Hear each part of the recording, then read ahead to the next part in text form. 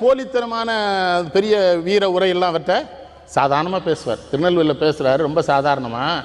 சோறு பொங்கி வச்சிட்டோம்னு பருமாற வந்திருக்கிறான்னு பார்த்து பருமாறு, ஏன்னா நிறைய கட்டை வெந்திருக்குன்னாரு. புரியுதா? விடுதலை போராட்ட வேள்வியில எத்தனை வீரர்கள் இந்த மண்ணிலே வெந்து போனார்களோ அவர்கள் ஒரு தலைவன் அவனுக்கு தெரிஞ்ச ஓமையில சொல்றான், டே நிறைய கட்டை வெந்திருக்குதா, அதுலதான் சோரே வந்திருக்குதுன்னு. அந்த வெந்த கட்டைகளை நினைவில் வச்சுக்கிட்டு பருமாறு. அதுல என்ன அர்த்தம்? என்ன அர்த்தம் தெரிகிறதா? அந்த அந்த பகிர்ந்து வழங்குவதிலே தவறு வந்துடக்கூடாது, பார்த்து செய். அப்புறம் சிரிச்சுக்கிட்டே சொன்னாரு, இந்த ஆனை சோறு சாப்பிடுது இல்லை, அதில் உதிர்ந்துரும்னு, அதை எத்தனை ஜீவராசிகள் சாப்பிடுது, அப்படித்தான் நான் பணக்காரன்ட்ட சொல்றேன்னாரு. அவருக்கு தெரியாது இது புறநானூற்று பாட்டுன்னு. ஒரு புறநானூறு படிக்கல, ஆனால் அவர் சாதாரணமாக சொல்றாரு புறநானூற்றில் இவனும் எழுதியிருக்கான். அப்போ தான் நினைச்சேன், புறநானூறு எழுதுகிற காலத்திலேயும் காமராஜரை போன்ற தமிழர்கள் தமிழ்நாட்டிலே உயிரோடு இருந்திருக்கிறார்கள் என்று எனக்கு அப்படி தோணுச்சு.